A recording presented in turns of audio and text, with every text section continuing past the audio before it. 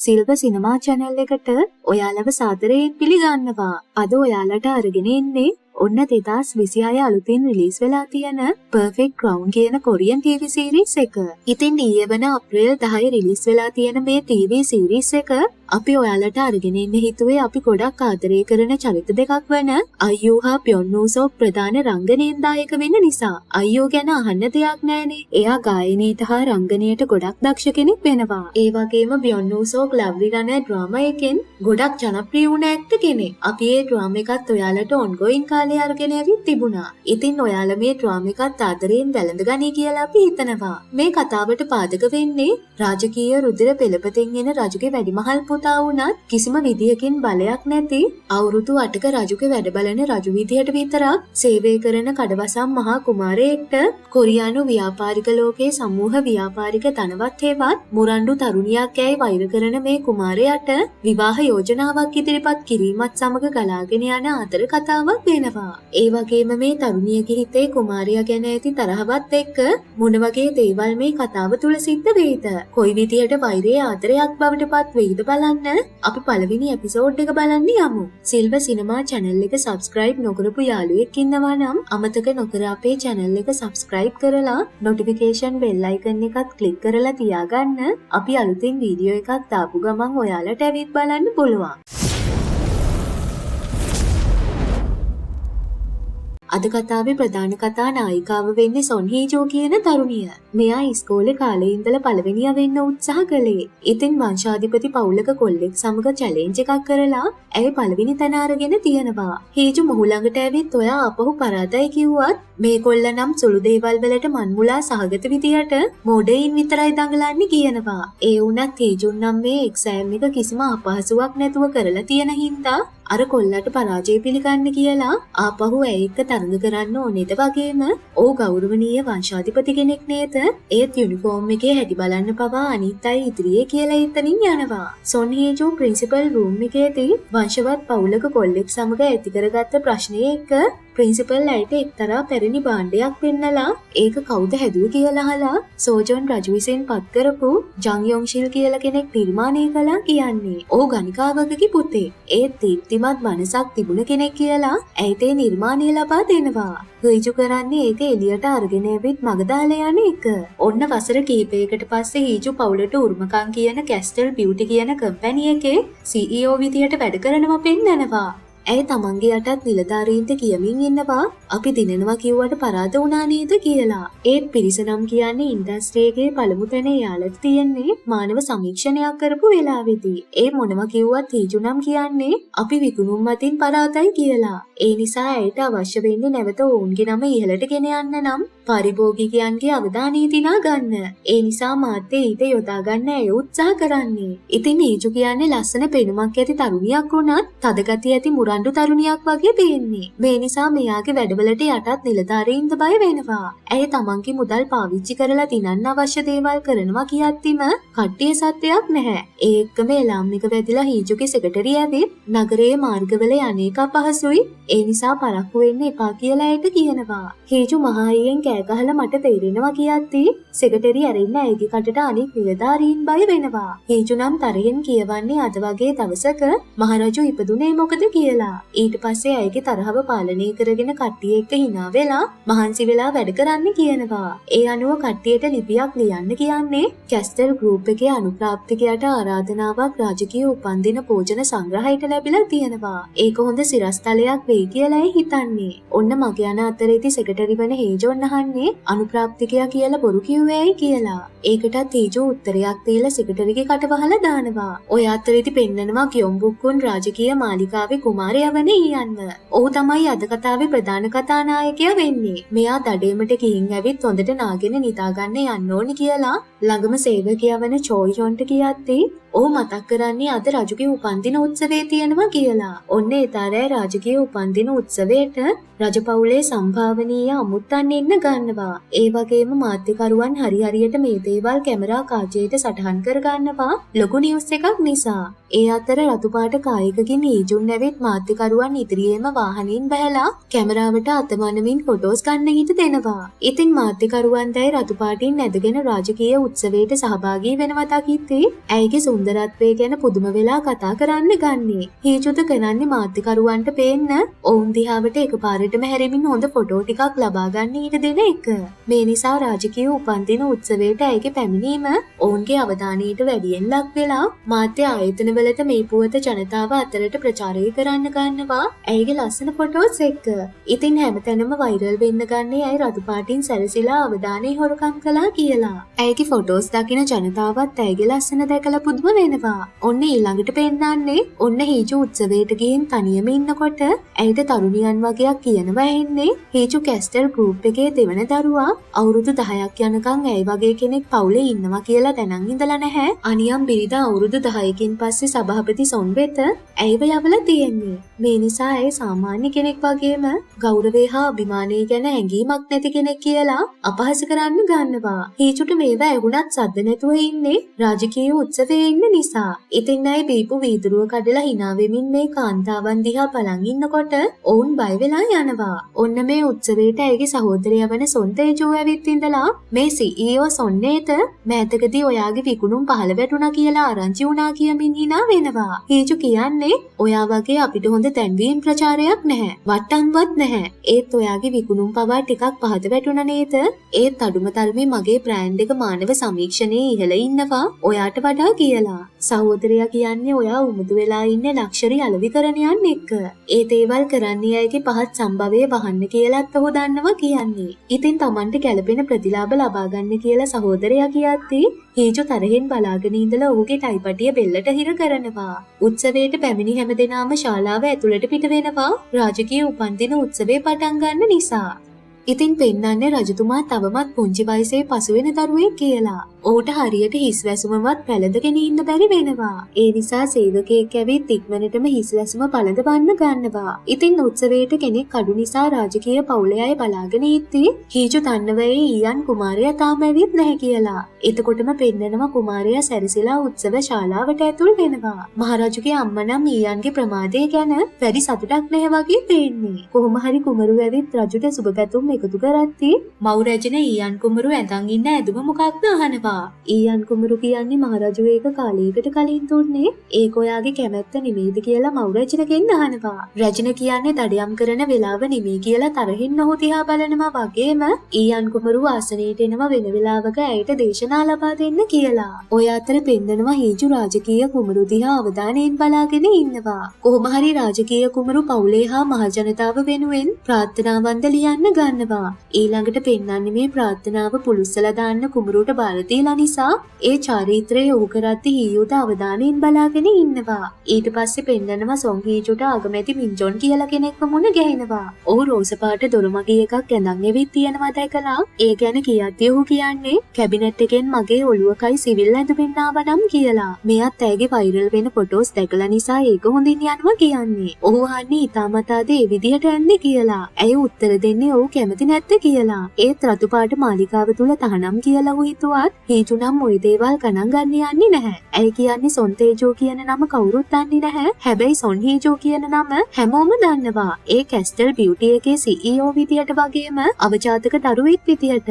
ඊට පස්සේ කුමරුගේ ඇසිස්ටන්ට් ඇවිත් ඔහුට කතා කළාම මින් යන්න කලින් ඇය ඇඳුමට විහිළු කරලා තමයි ඔහු එතනින් යවන්නේ. ඒ අනුව අගමැතිමින් කුමරුව ගිහින් මුණ ගැහිලා කෑ ගහන්නේ කුමරු එකපාරටම අතුරුදහන් වුණ නිසා. ඊයන් කුමරුගේ ඇසිස්ටන්ට් පවා අතතියට පත් වෙලා කුමරුගේ අතුරුදහන් වීමට දෙන්න සමීප මිතුරන් විදියට පේන්නේ. මහා කුමරු විහිළුවට වගේ අගමැතිමින්ට විවාහ වෙන්න කියලා කියන්නේ කුමරුගේ නෑනොහුට නිතරම සහකරුවෙක්ව ගන්න බල කරනවා කියලා. මහා කුමරු විවාහ වෙලා මාලිකාවෙන් පිට වුණොත් රජුගේ වගකීම් හා යුතුයකම් ටික අගමැති අතට පත් වෙනවා කියන්නේ ඔහු මාලිකාවෙන් ගියාම ඒ දෙයට මින්නම් කැමති වෙන්නේ නැහැ. ඒ නිසා කුමරු කියන්නේ මින්ගේ නිෂේධන බලය පාවිච්චි කරලා රාජකීය විවාහයට කැබිනට් මණ්ඩලයේ අනුමැතිය අරගන්න කියලා එතනින් යනවා. එතකොට තමයි අගමැති මින්ගේ ඇඟට ලේ ටිකක් එන්නේ. කුමරු එද්දී හීජුව මගදී මුණ ගැහෙනවා. ඇය උට ආචාර කළාම ඊයන් කුමරු ඇයගේ නම අහන්න ගන්නවා. ඇය සොන් හීජුන් ලෙස Tamanව හඳුන්වලා දෙන්න ගන්නේ. කුමරු හිතන්නේ ඇය මාලිකාවේ කාර්ය මණ්ඩලයේ කෙනෙක් කියලා. ඇය හිම කෙනෙක් නෙමෙයි කිව්වහම පිට කෙනෙක් ආවේ ඇයි අහන ඔහු 3ට ගණන් කරන්න කලින් ඇයට පිට වෙලා යන්න කියන්නේ වගේම ඔහුගේ ජූනියර් ආදි ශිෂ්‍යයාවකට මේ දේ විතරක් කරන්න පුළුවන් කියලා 3ට ගණන් කරන්න ගනිද්දී සත්‍යයක් ඇවිත් කුමරු ඒ පැත්තට යනකොට මාලිකාවේ කොටසක් ගිනි ගන්නවා දකිනවා. ඒ වගේම ඌට තාත්තව මතක් වෙන්න ගන්නේ. එතනට මහරජුගේ මව්රජන ඇවිත් ඌට පහර දීලා වෙනත් අධිරාජයෙක්ව පත් කරන්න ඕනේ දහත්තේ. මේක දකින හීජුත කලබල වෙනවා වගේම ඒ එක්කම මහරජු හොඳින් ඉන්නවා මව්රජන දකිනවා. ඉතින් අගමැතිමින් මේ වුණ දේ කුමන්ත්‍රණයක් විදියට හිතනවා. අවුරුදු 3කට කලින් හිටපු මහරජු ගින්නක් නිසා මිය ගිය හින්දා තවත් ගින්නක් ඇති වෙන එක කොහොමත් වෙන්න බැරි දෙයක් ලෙස ඌ හිතනවා. ඔය අතර හීජු එළියට එන්නේ රාජකීය පවුලේ අවධානය ඇය වෙත යොමු කරගන්න හදපු උත්සාහය අසාර්ථක කරගෙන. මේ වෙන දේවල් එක්ක ඉතින් ඇතුලේ උණගින්න ගැන ඇය සෙක්‍රටරියට කියද්දී ඇය අහන්නේ මහා කුමාරියා හොඳින්ද කියලා. එතකොට හීජු අහන්නේ ඔයා ඊයන් කුමාරයාගේ ෆෑන් කෙනෙක්වත් කියලා බලාපොරොත්තු බිඳගෙන වාහනේට නගින්න යනවා. මේ උණ දේ ගැන නිවුස් ද යන්න පටන් අරගෙන තියෙන්නේ. කොහොම හරි හීජු ඊයන් කුමාරයා එක්ක එක්තරා වෛරයක් හිතේ තියාගෙන ඉන්නවා. හැබැයි ඒ මොකක්ද කියලා ඒ කියන්නෙත් නැහැ. ඔහු පිළිකුල් කරනවා. එතකොට අතීත සිදුවීමක් පෙන්වන්නේ. ඇයි ඉස්කෝලේ දුණු විදින ස්ථානයේට හොරෙන් නැවිත් දුණු විදීම පුහුණුවීම් කරද්දී ඊයන් කුමාරයා එතනට ආවහම ඇය ඔහුව තැකලා දුවන්න හදනකොට ඔහු කියන්නේ වැරැද්දක් කළා නම් සාධාරණ දඬුවමක් පිළිගන්න කියලා. අද ඇයගේ නම ඇහුවා වගේම ඒතත් ඇයගේ නම එහෙම්මම අහනවා. ඒ වගේම ඇයි ඉස්කෝලේ මොන හවුස් එකේද කියලාත් අහනවා. ජෝජෙක් හවුස් එකේ 9 පන්තියේ කියලා උත්තර දුන්නාම ඇයි පාසලේ රෙගුලාසි කඩ කළා කිව්වත් ඇයිට මැච් එකක් තියෙන නිසා පුහුණුවීම් කරන්න ඕනේ කියන්නේ. ඔහු කියන්නේ 10 වසරට අඩු අයට රෑ 11න් පස්සේ හොස්ටල් එකෙන් එළියට යන්න තහනම්.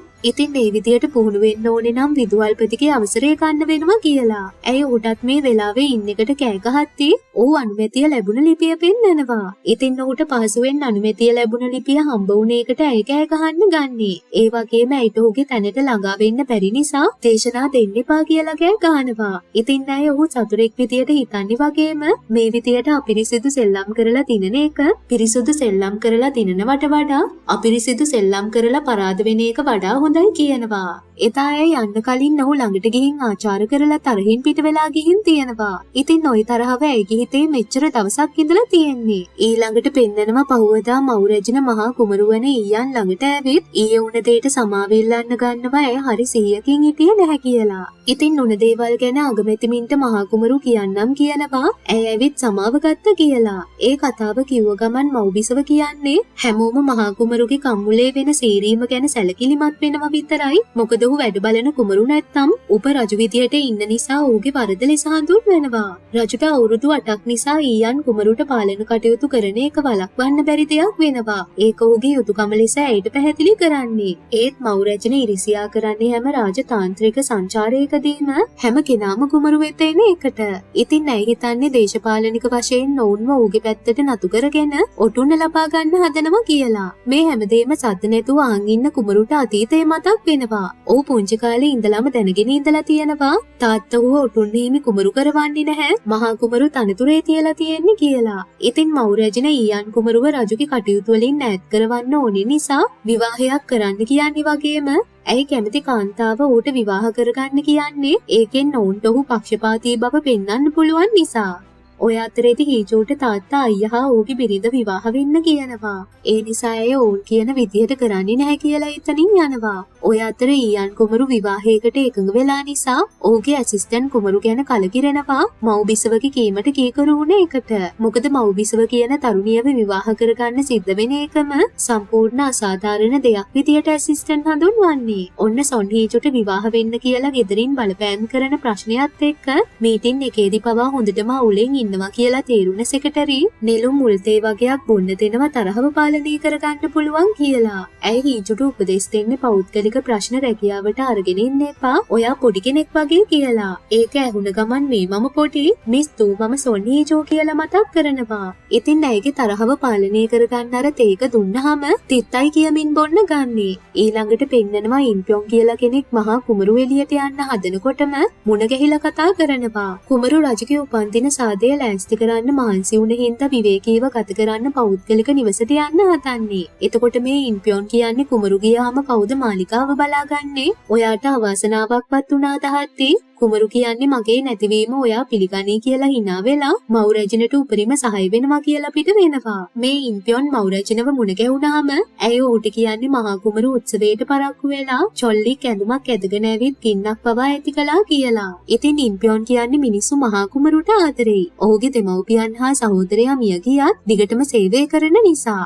ඒ වගේම ඔහුගේ පෑන වෙනුවෙන් වැඩ බලන රජු විදියටත් ඔටුන්නත් ආරක්ෂා කරනවා කියලා. ඒ කාරණාව ගැන මව් රැජින තදින් කල්පනා කරන්න ගන්නවා. ඔය අතර හේජු ඇයගේ තාත්තා විවාහ වෙන්න හොයලා ඇති පුද්ගලයන් ගැන බලමින් ඉන්නවා පෙන්වන්නේ. ඇය ඔවුන්ට කිසිම කැමැත්තක් නැහැ. ඔවුන් හැමෝම ව්‍යාපාරිකයන් වගේම කඩවසම්ද නැහැ කියලා. ඇයට ඕනි කරන්නේ ඇයගේ වර්තමාන තත්ත්වයට ගැලපෙන දේශපාලනික පැත්තට සම්බන්ධ කෙනෙක්ව හොයා ගන්න. එකපාරටම ඇය කියන්නේ මම රාජකීය කෙනෙක් විවාහ වෙන්න හොයනවා නෙමෙයි කියලා. ඒත් එකපාරටම මේ කතාවත් එක්ක ඇයට කෙනෙක් ගැන අදහසක් හිතට එන්න ගන්නේ. මේ අතර ඊයන් කුමරුගේ ඇසිස්ටන්ට් නැවිත් ඔහු උපන්දින උත්සවයට ඇඳන් ගිය ඇඳුම ගැන විවේචන නිවුස් වලට දාලා තියෙන බව කියනවා. ඇසිස්ටන්ට් ඒක අඳින්න එපා කියද්දි ඊයන් ඇඳපු එකට කෑ ගහන්න ගන්නේ මහ ජනතාව රාජකීය ලේකම් කාර්යාලයේ පවා කලබල වෙලා තරහින් ඉන්න කියලා. ඊට පස්සේ පෙන්නනවා හීජුගේ සේවකයින් මහා කුමරුට එල්ල වෙන චෝදනා ගැන යන නිවුස් එකක් බලනවා.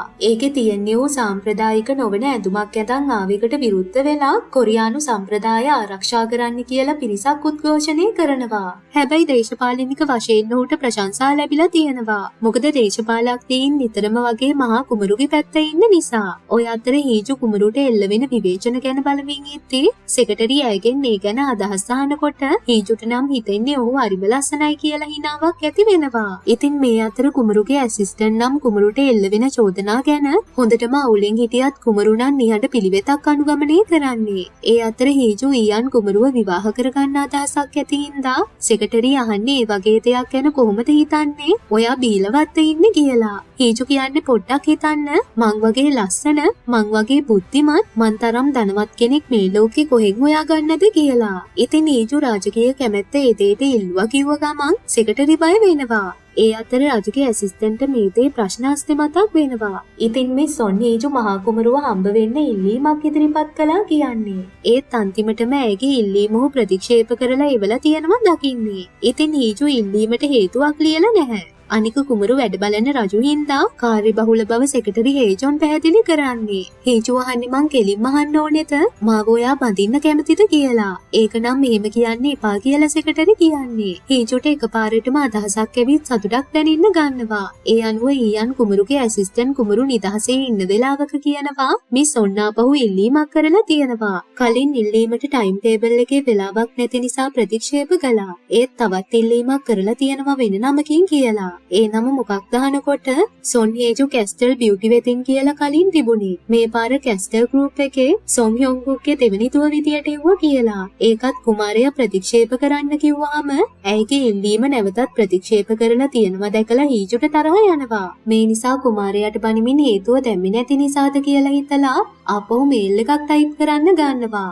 ඇය ඌව ඕනාවට වඩා ගෞරවය කරලා ලියන්න ගිහින් ඒ වචන ටික අයින් කරලා නැවත ලිපිය ටයිප් කරන්නේ කැස්ටල් බියුටි එකේ CEO සොන් හීජු විදියට ලිපිය එවලා ඇය තරහින් හැසිරෙන්න ගන්නවා.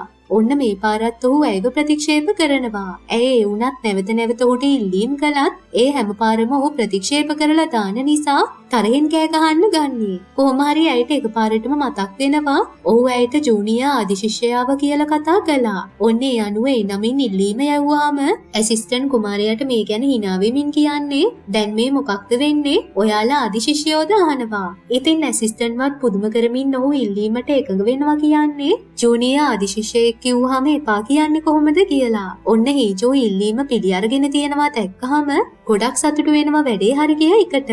ඒ අනුව ඉතින් ඔන්න හීජෝ හොඳට ඇඳ පැළඳගෙන මාලිගාවට යද්දී කුමාරයාගේ ඇසිස්ටන්ට් ඇයව පිළිගන්න ඇවිත් ඉන්නවා වගේම ඊයන් කුමරු කැස්ටල් ගෲප් එකේ CEO වන සොන් හීජුව හම්බ වෙන බව මව් රැජින දැනගෙන ඇය එක්ක මව් රැජිනට කතා කරන්න ඕනේ වෙනවා. ඔන්න අන්තිමටම ඇය කුමරුව මුණ ගැහෙනවා. දෙන්න එකිනෙකා දිහා බලාගෙන ඉඳලා ඇයට කොහොම කතා කරනවද හිතා ගන්න බෑ කියන්නේ ගොඩක් නම් තියෙන නිසා. ඒ වගේම මෙච්චර හුව හම්බ වෙන්න තිබුණු උවමනාව ගැන අහද්දී ඇය රතු රෙදි කැබැල්ලක් තියලා යෝජනාවක් කරන්න ඕන අපි විවාහ වෙමුද කියලා කෙලින්ම අහනවා.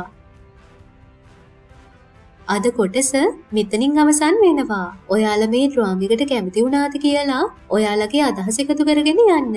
එහෙනම් දෙවෙනි එපිසෝඩ් එකෙන් අපි ඉක්මනටම හමු වෙමු.